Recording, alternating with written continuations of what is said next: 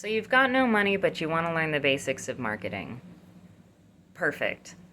I'm going to break down the book, Breakthrough Advertising. Eugene Schwartz lays out the basics for how to market any product to the perfect audience. And instead of telling you to go out and buy this book and read it on your own, I'm going to give you a free workbook that you can use to follow along with the next 4 videos. You can download the workbook at my website, narrativeimagetx.com/links, but let's go ahead and jump in. The book starts with desire. You may be more familiar with the phrase pain point, which is an industry buzzword that basically means the same thing.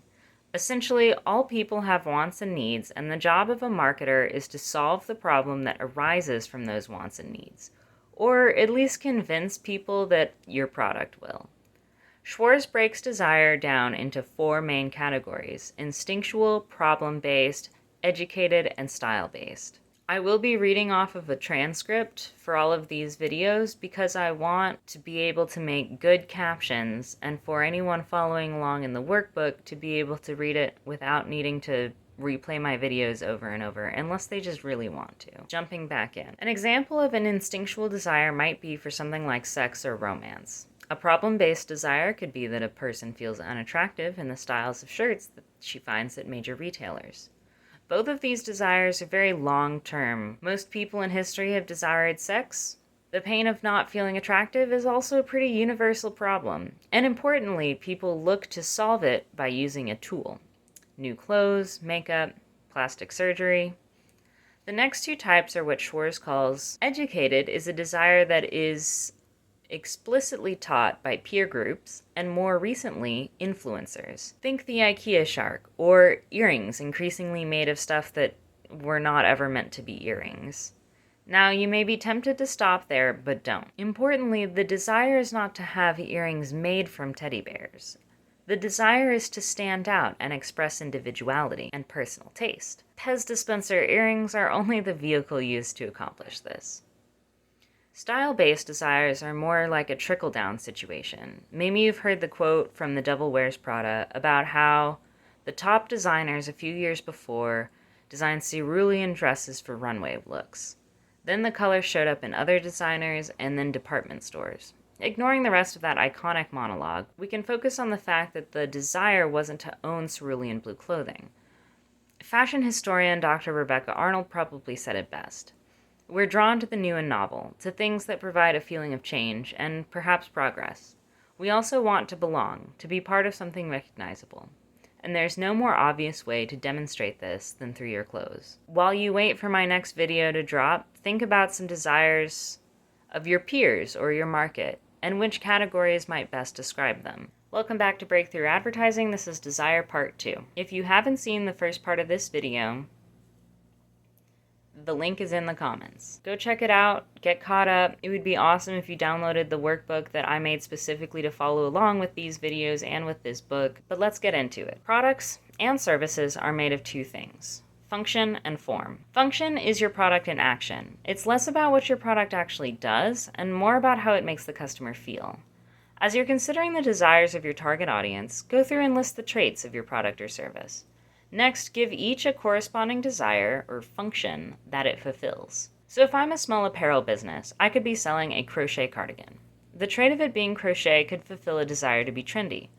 The material that the cardigan is made of, maybe wool, would make the wearer warm in the winter. The form justifies the cost, documents the quality, creates a mental image, or gives it a new basis for believability. This is important in a saturated market, which I'll go into depth on in an upcoming video. Form does many things, but it's not what actually sells your product or service. Follow me for part 3, or if you're more of a binge-watching type, go to my website and download the workbook. It comes with all of the videos already ready to just watch as quickly as you feel like. If you've been following along my short series about the book Breakthrough Advertising, you've probably, ideally, put some thought into the desires that can be fulfilled by your service or product. If you haven't yet, go find part 1, it's linked in the comments. The next step is to determine which one of these desires you should aim to solve. That's right, just one. Each desire has 3 dimensions: urgency, intensity, and degree of demand to be satisfied, staying power, degree of repetition, and inability to be satisfied, and scope, or the number of people who share this desire. If I'm doing an advertisement for a fashion brand, I might consider the desire for acceptance. This could be an easy one depending on your target audience. I've not planned to do a video about customer profiles or avatars because there's a lot of information out there.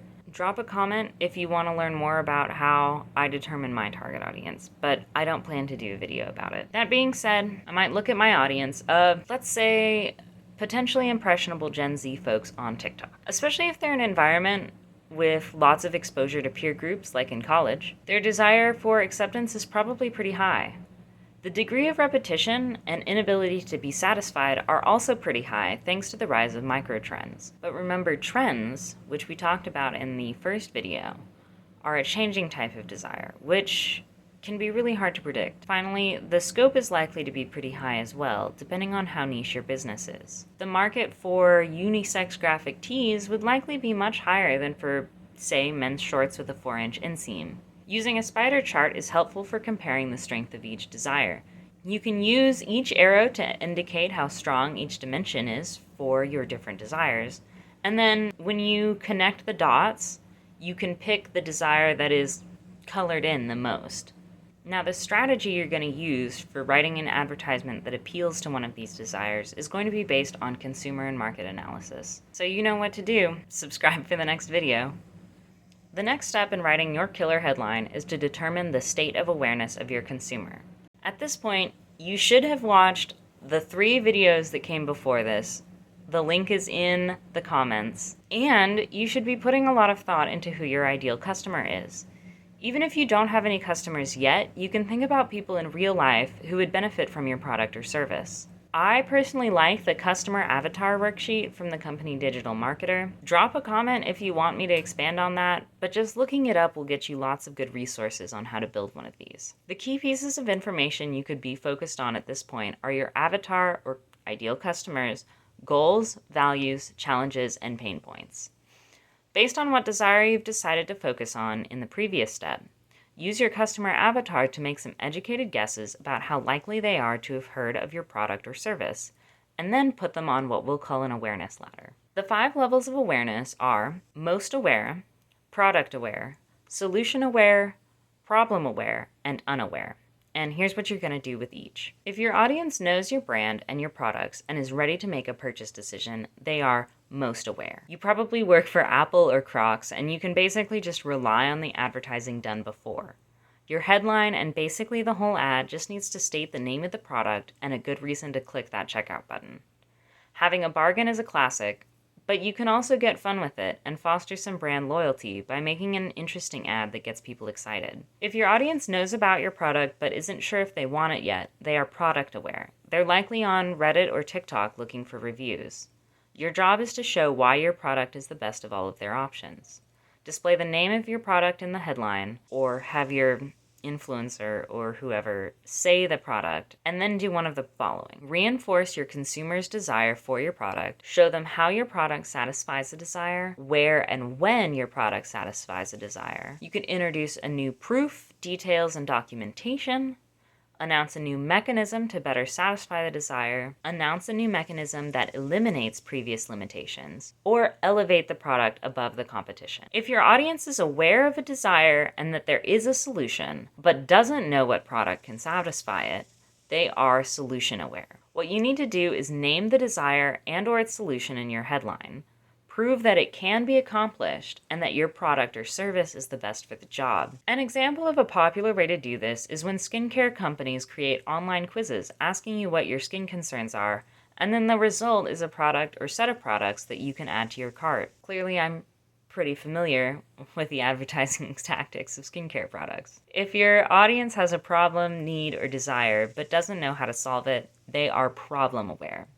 What you need to do is name the needs and the solution in your headline and dramatize it or poke at it, and then present your product as the inevitable solution. Empathy also works great here, especially if your audience may not be used to hearing someone relate to and affirm their problem. That being said, fake empathy is really easy to spot, so be sincere about your product, and maybe don't try to sell stuff that won't actually solve anyone's problems. If your product is totally new to a market, your audience will be completely unaware. This is the most difficult to get right, but a basic rule is to remove the price, logo, and description of the form, and just really don't try to sell anything at all. Instead, identify with your audience and just grab their attention. You can do the sales part later. My last video in this short series is up next.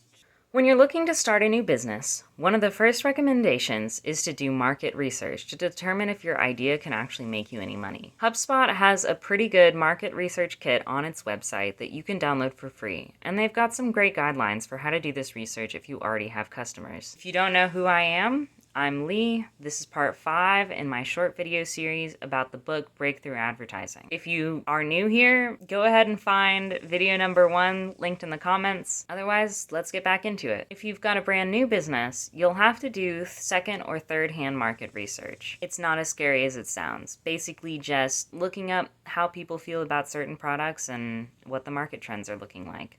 There's a lot of resources out there to help. If you happen to be the first to that market, aka the first stage of market sophistication, there won't be anything out there, and that's kind of cool because even though your audience will be completely unaware, you're literally the first one on the market trying to sell to anyone, so you're not going to have any competition, at least for a minute. So what you're going to want to do is use the unaware tactics from the last video. Be direct and simple. And just a quick tip, start getting feedback as soon as possible from the customers you start bringing in. You're going to want that firsthand feedback quick, especially as people get more and more aware of how companies are using their data. Third-party data is going to be a lot harder to come by. Start getting information from your customers as soon as possible. If you're in the second stage of market sophistication, ideally you're jumping on the trend early.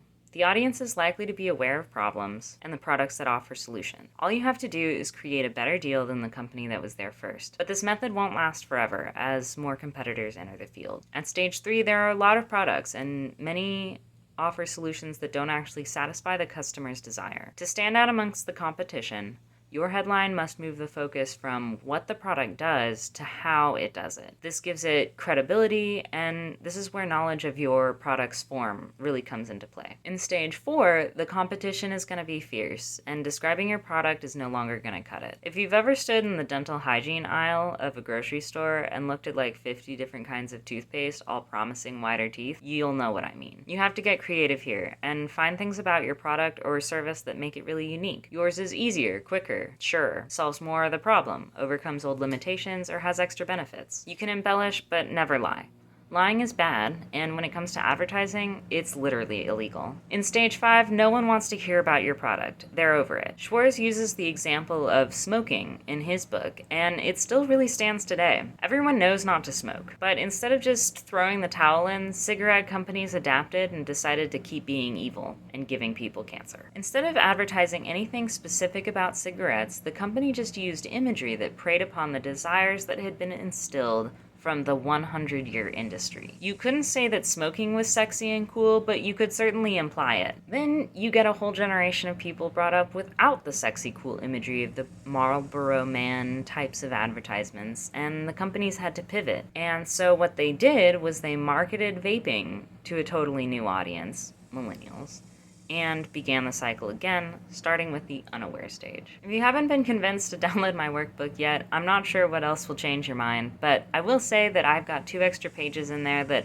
I won't be doing videos on just because I can't really figure out how to translate it well into short-form video content, but I'll talk about verbalization and the 38 ways that Eugene Schwartz claims you can strengthen your ad using that, along with a couple of little tips that Schwartz gives in the last section of that book that I found really helpful when I was thinking about these sorts of things. Anyway, I hope you found this video series helpful. I certainly learned a lot while writing it. Drop a comment or, send me an email if you have any questions. I'd really be happy to answer anything. We're not gatekeeping advertising anymore. It is no longer a game for just rich white men. I'm happy to do more tutorials like this or any other kind of content that people think they'll find interesting. Also, if you want to pay me to do all of this stuff for your brand, let me know. I'd really love to, and I could use some clients right about now.